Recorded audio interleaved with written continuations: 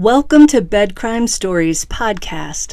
I'm your host, T, and if true crime is your jam, and like me, you enjoy delving into unsolved cases, trying to figure out who done it, please consider subscribing. Also, if you find value in my content, please do me a favor and hit that like button.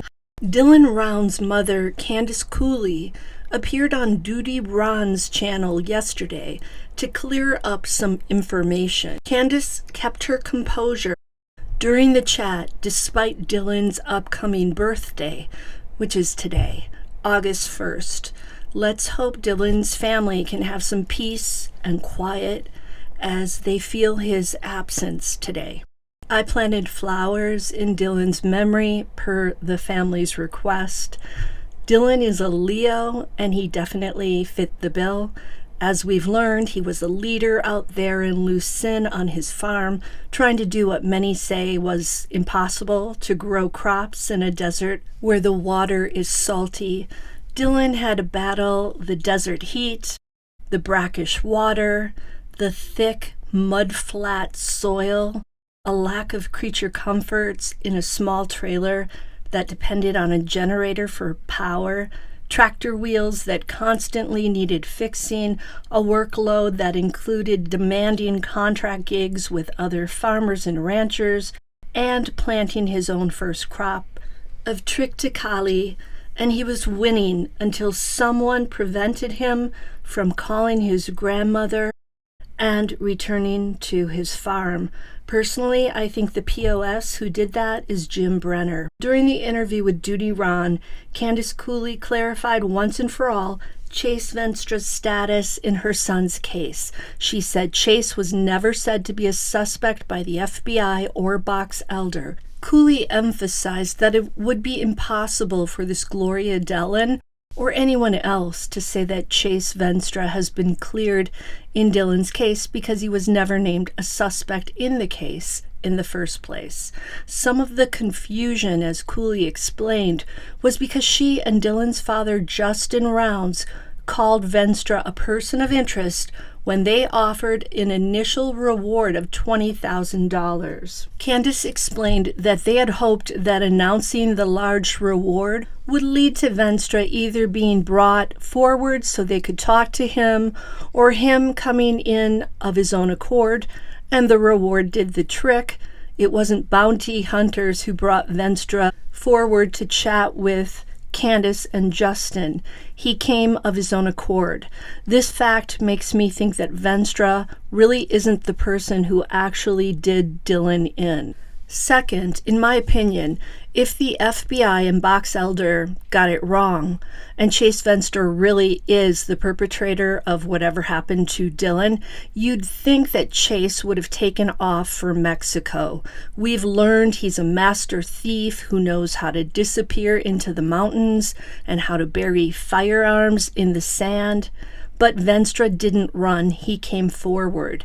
Chase knew that by coming forward that day, he was going to be taken into custody for outstanding warrants. Doing the right thing meant going into a jail cell.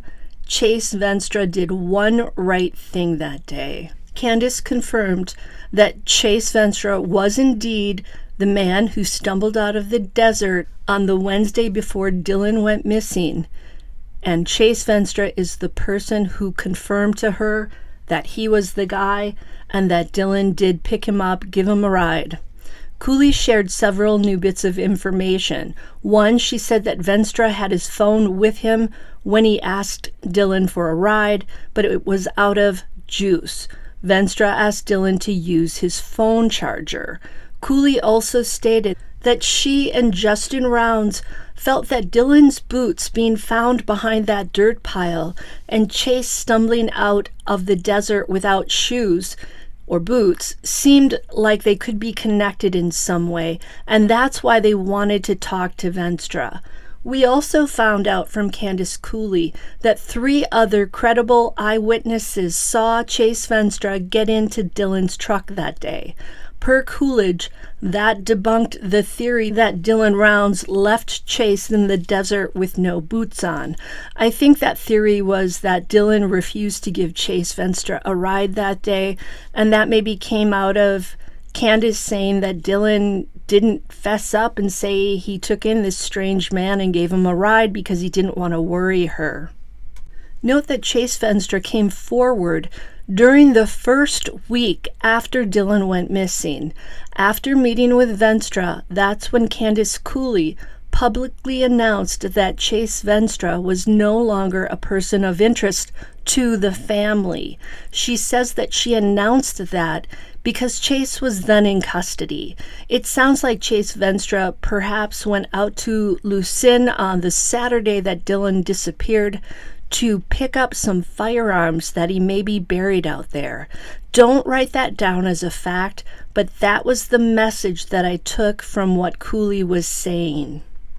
Unfortunately, everyone in YouTube land took Candace saying that the family cleared him to mean that Chase Venstra was cleared of any wrongdoing in Dylan's disappearance, but that wasn't the case.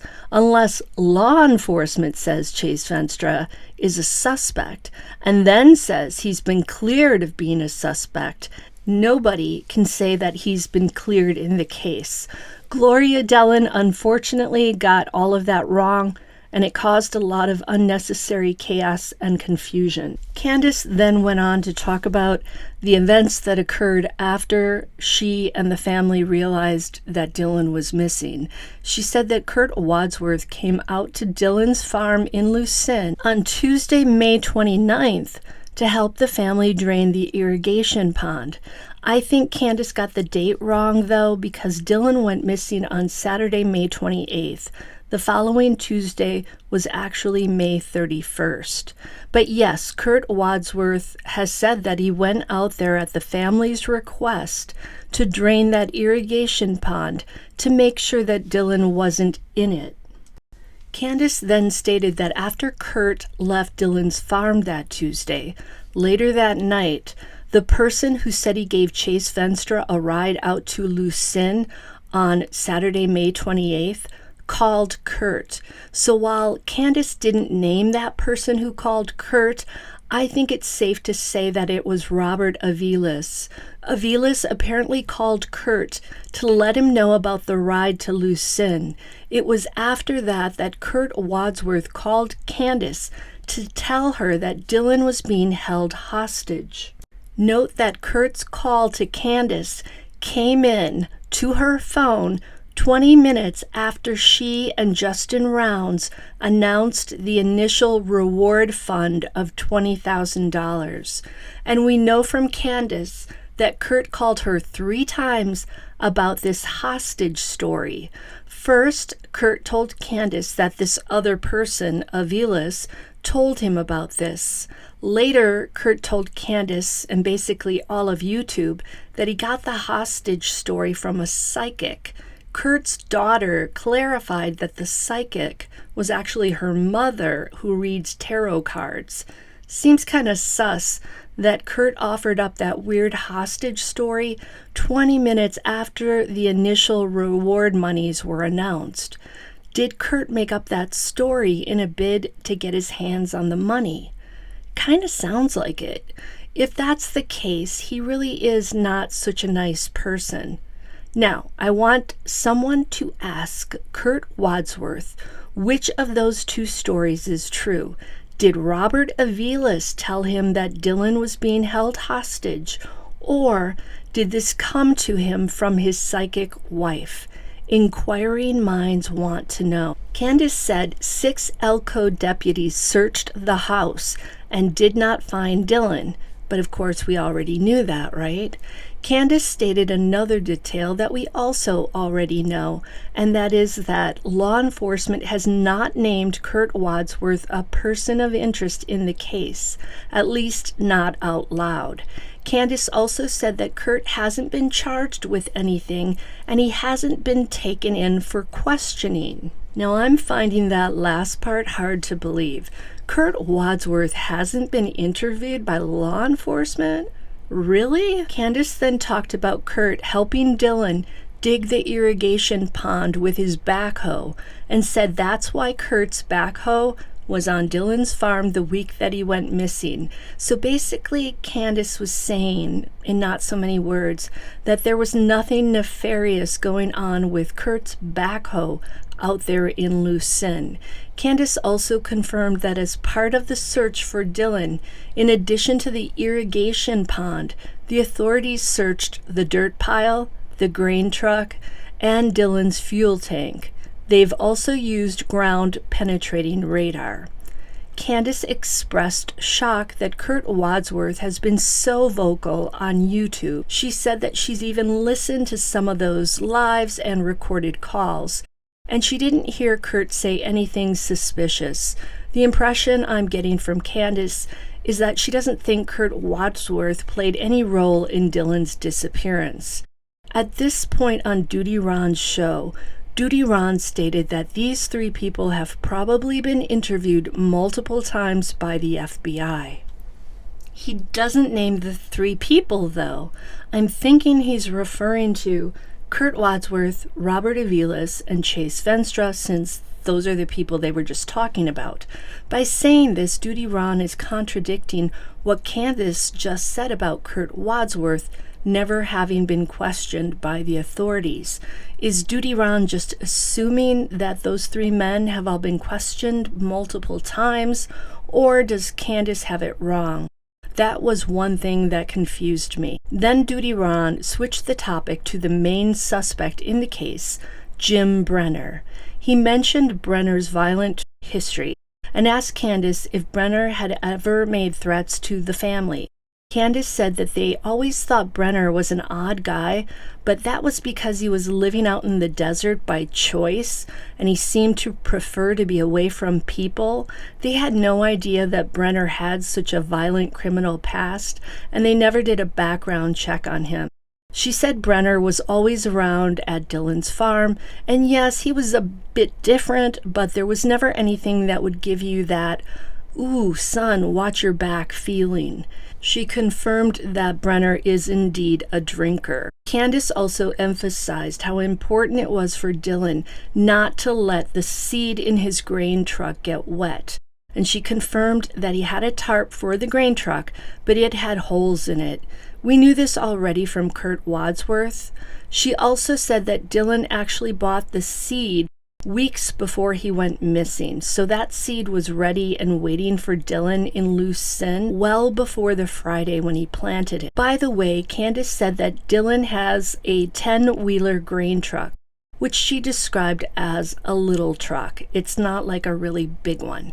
When asked about the $30,000 check, Candace said that Dylan put that check in his bank account, and he used those monies to pay for expenses on the farm, things like gasoline. She also said that Dylan was not running around Montello boasting about the check and his money, and he wasn't a flashy kid with a Rolex. I'm telling you guys, if you want to figure this crime out, follow Occam's razor. The simplest explanation is usually the right one. Running around chasing red herrings is something many people who follow true crime enjoy, but I personally prefer to stick to the facts and to be realistic rather than to weave tall tales. When asked about the gay rumors, Candace made it clear that she talked to a lot of nice people in Montello who told her that they never saw any of that. She pretty much blamed the PI without really saying that. She didn't name him, but she made it sound like it might have been him. She said that Kurt's ex-wife also said Kurt was gay. I hadn't heard that. Candace also touched on Don Hately.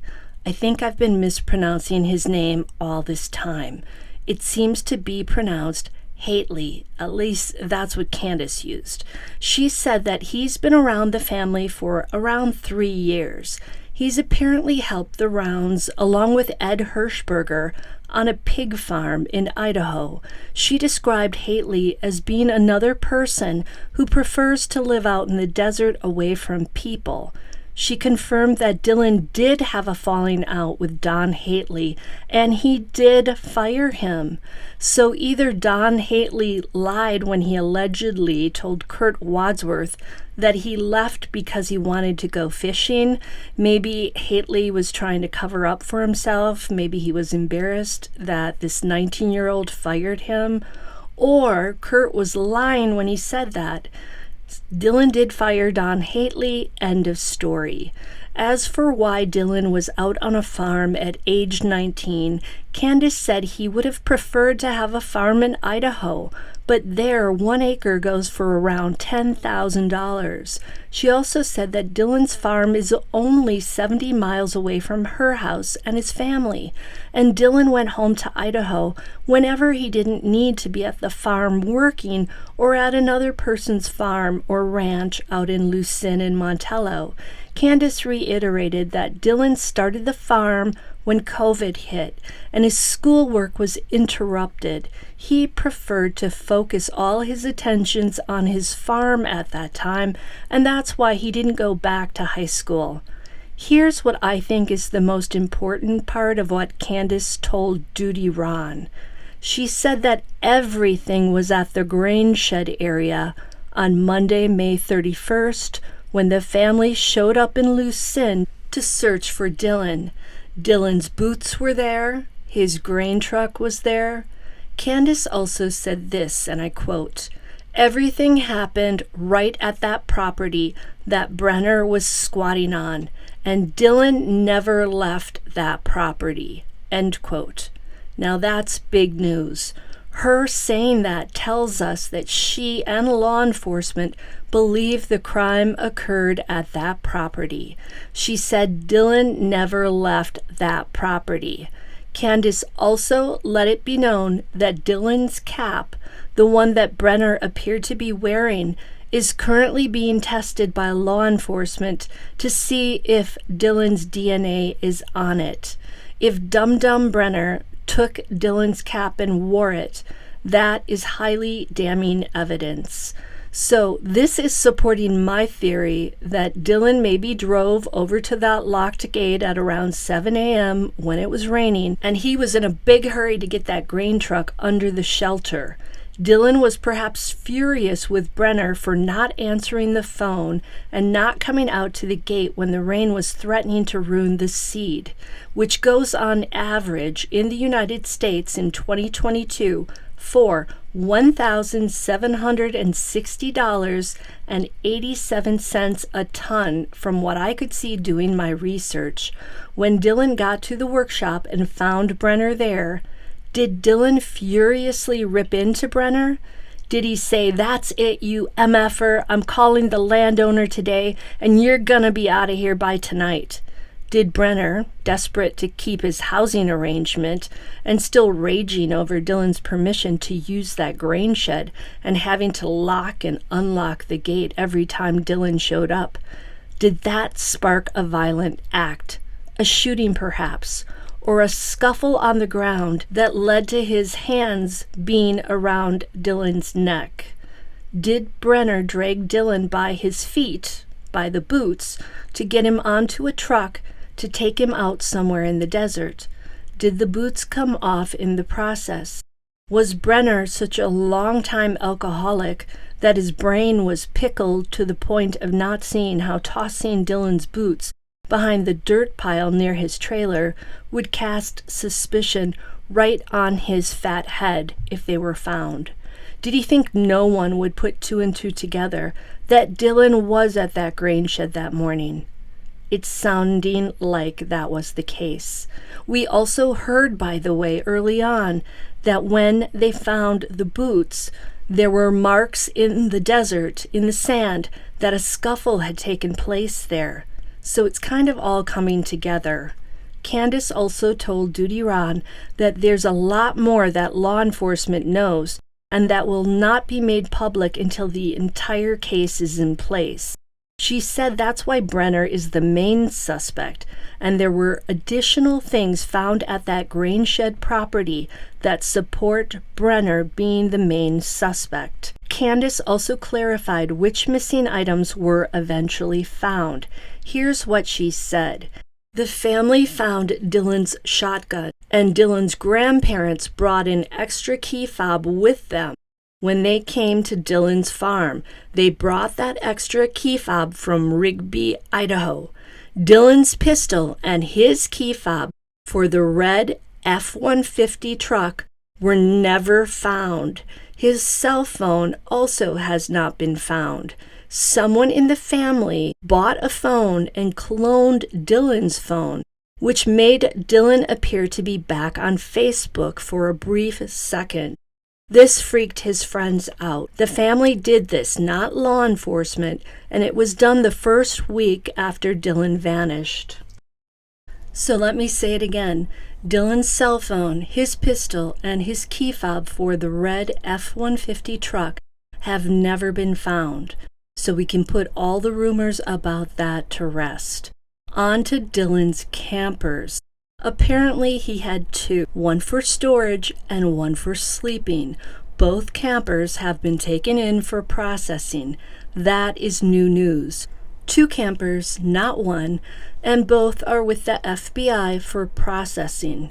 Duty Ron stated that he has to believe that the FBI is the lead in the case, not Box Elder. So that is also new news. Candace said that the FBI is in constant contact with the family, and Box Elder is now doing updates with them maybe every 4 or so days. At the moment, everything is being forensically tested, so there's basically no new information coming in. They're just waiting for the results. Duty Ron then asked Candace about Dan Iverson and Tom Hardy. Hardy is the guy that Kurt Wadsworth said was in the saddle sore when Dylan met with Dan Iverson and when they were talking about the $30,000 check. Well, Candace has never heard about Tom Hardy. She said Dan Iverson, on the other hand, is someone she knows and that he's a good guy. He gave Dylan work, and that is his only association with Dylan. Candace also talked about Ed Hirschberger. Dylan did custom farming work with Ed. Ed has moved to Arizona, and he did that 2 years ago. I believe the trailer that Jim Brenner was living in was actually Ed Hirschberger's trailer to begin with, and he's the person who forgot to remove his .22 caliber rifle when he moved to Arizona. That's the rifle that Don Hately decided to keep when Jim Brenner brought 3 muzzle loaders and the .22 rifle to him for safekeeping. Sorry, Jim Brenner, but if you do prove to be the perpetrator, and if you did take Dylan Round's life, you're not getting any of those firearms back, and it's looking like you're never going to be able to shoot a gun again, and the world's a much safer place for it. So I'm going to say I do feel Brenner likely is the person who harmed Dylan, and he did it maybe all by himself. It's possible he had help with the cleanup. Maybe some people saw something or heard something that day that didn't look right. We don't yet know. But let me also say that Brenner has not been charged, and he hasn't been found guilty by a jury who found him guilty beyond a reasonable doubt. So time will tell what actually plays out here. Until the next time on Bed Crime Stories.